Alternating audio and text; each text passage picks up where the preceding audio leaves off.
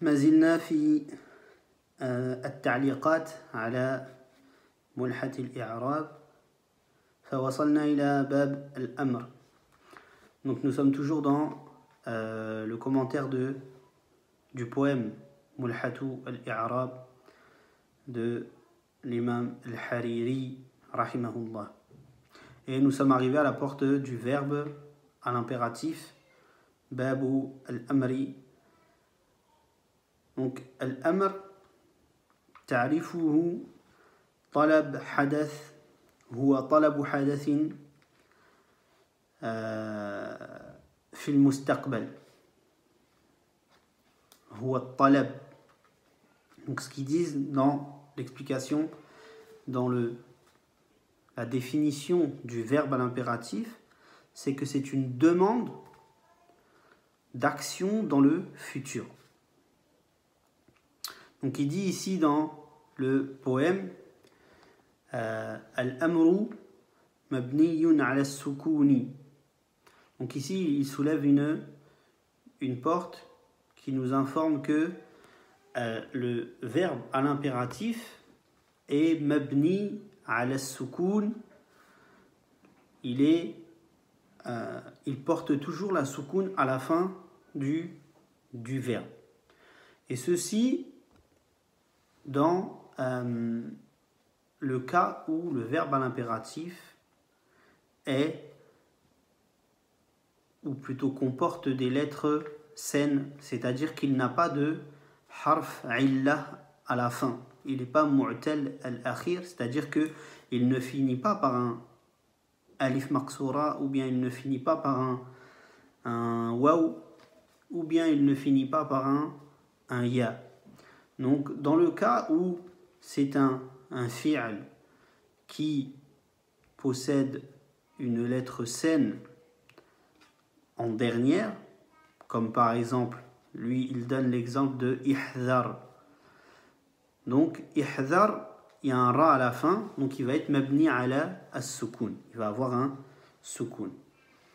Donc il dit ici ihdar, le verbe ihdar, il est mabni ala as-sukun, on voit à la fin il a un sukun. Donc ça c'est dans le cas où on a dit il a trois lettres, la dernière lettre est une lettre saine. Ce n'est pas un alif maqsoura, ce n'est pas un waw, ce n'est pas un ya. Dans le cas où ça va être un alif maqsoura ou un waw ou un ya, là le jugement il va changer. Ici le verbe qu'on appelle mu'tal al-akhir, c'est-à-dire qu'il a une lettre malade à la fin du verbe. Donc il termine soit par alif, soit par waw, soit par un ya. Comme par exemple, si on prend le verbe sa'a, yas'a, il a un alif maqsoura à la fin. Comment il va être son impératif à lui? On va dire is'a. Le alif maqsoura, il va s'effacer. Et on va garder la fatha sur le ayn. Et on va dire is'a.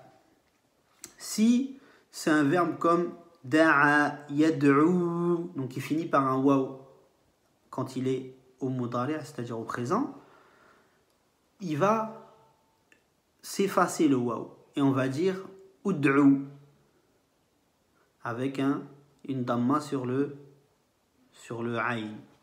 Et si on dit un verbe comme salla yusalli, donc qui finit par un ya, on va dire salli, on va effacer le ya et on va garder la damma avec la shadda, salli. Donc ça c'est pour expliquer que si le verbe est différent, lui ici le cheikh il explique que il est mabni ala soukoun avec les lettres saines. Mais s'il s'il a une harf ou illah, une lettre malade à la fin, il va être mabni ala hadfi harfi al-illah. Donc il va être mabni sur la suppression de la lettre malade, c'est-à-dire qu'on va effacer cette lettre malade, et du coup c'est comme ça qu'il est mabni. Donc il donne ici aussi l'exemple de une autre manière de faire le verbe à l'impératif, mais cette fois elle consiste à utiliser un verbe au présent qui va être précédé par un lem, comme ici il dit liyakum. Liyakum, c'est un talab, c'est le fait de donner un ordre. C'est comme un verbe à l'impératif, mais on a utilisé le verbe au présent. Mais son sens est le verbe à l'impératif.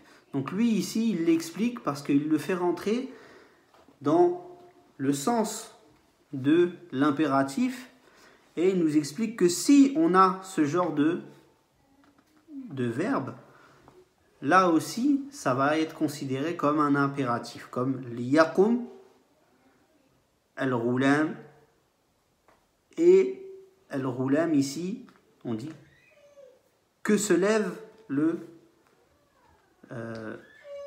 roulam, donc qui se lève, donc ici c'est de l'impératif aussi.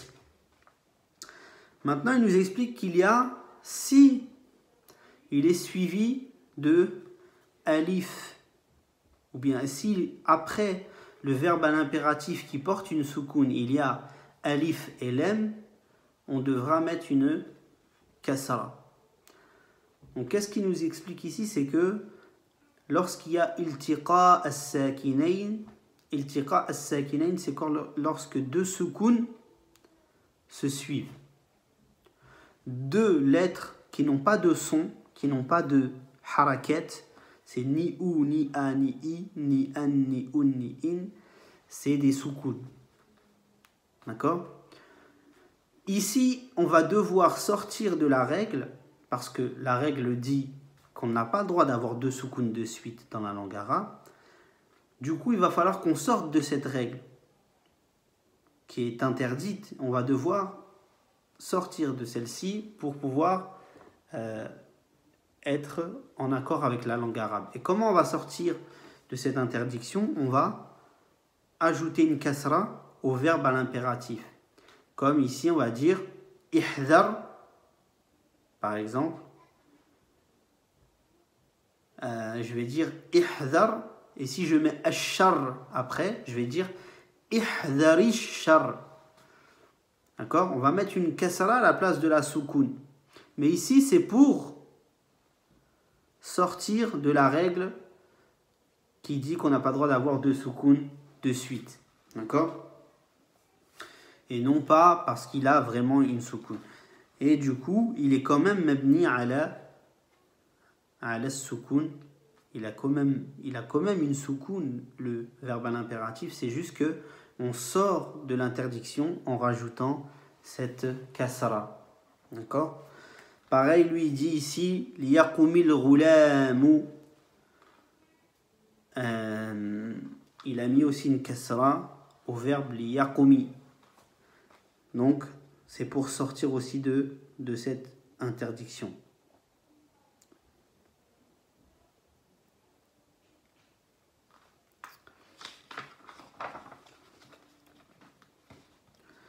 Donc on a un autre type aussi de verbe qu'il explique aussi dans la suite du poème du coup, et c'est le fait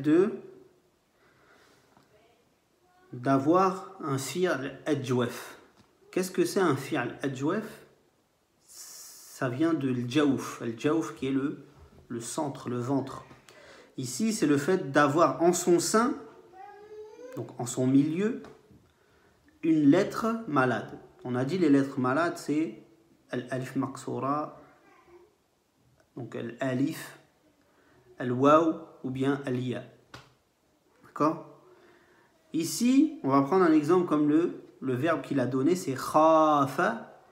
Donc il a un alif au milieu, il a une lettre malade en son sein, en son milieu. Donc on appelle ça un verbe, un fi'l ajwaf.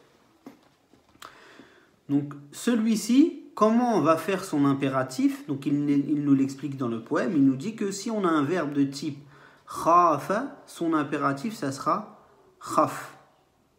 Donc khafa ya khafu khaf. Donc pourquoi ici du présent ya khafu on est passé à khaf? C'est parce que dans ya khafu le ya c'est une lettre qui représente le présent, le mudari'. D'accord? Elle fait partie des lettres du présent. Donc le ya du début, il va s'effacer lorsqu'on va passer à l'impératif. Il va rester de ya khafu, il va rester que khafu. D'accord? Le verbe à l'impératif, lui, il est mabni ala sukun. D'accord? Donc ça fait khaf. Ici, ça fait que la lettre du milieu, le alif, plus le fa qui est juste après et qui possède une soukoun, ça nous fait deux lettres de suite qui n'ont pas de harakat. D'accord? Du coup, la lettre du milieu, qui est le a, donc la prolongation, va s'effacer aussi. Du coup, de ya khafu, on est passé à khaf. D'accord? Juste un kha et un fa avec une soukoun. Pareil, si on a un verbe de type ajada, yujidu, ajid. D'accord? On va passer de ajada, yujidu, le verbe au mudari', ajid. D'accord? Parce que c'est un verbe à 4 lettres. Ça, vous le verrez aussi dans le sarf, incha'Allah. Et puis, pour finir, il passe à l'explication du verbe à l'impératif qui, lui, si il est au féminin, on va dire, par exemple, khafa ya khafu, khaf. Le khaf, quand il va passer à l'impératif et que c'est au féminin, la prolongation va revenir. D'accord? On va repasser à khafi. Dans le cas où c'est un fi'l ajwaf. Pour les autres verbes, par exemple, on va dire akala ya'kulu kul, kuli, on met le ya pour le féminin. Kuli, ishrabi, etc. Donc ici, c'est une petite porte dans laquelle il a expliqué le verbe à l'impératif.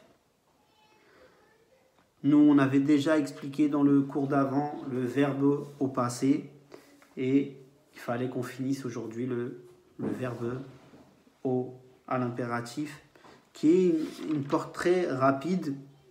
Donc, si vous avez un verbe à l'impératif, vous allez dire, s'il est un verbe simple, sain, sans qu'il y ait de harf illa à la fin, donc il n'est pas mu'tal al-akhir, vous allez dire fi'l amr mabni ala sukun. D'accord, ça va être le i'rab du fi'l amr. Fi'l amr mabni ala sukun. Si c'est un verbe qui a un harf illa à la fin, comme da'a yad'u ud'u, vous allez dire fi'l amr mabni ala hadfi harfi l'illa. Wallahu ta'ala a'lam. Wassalamu alaykum wa rahmatullahi wa barakatuh.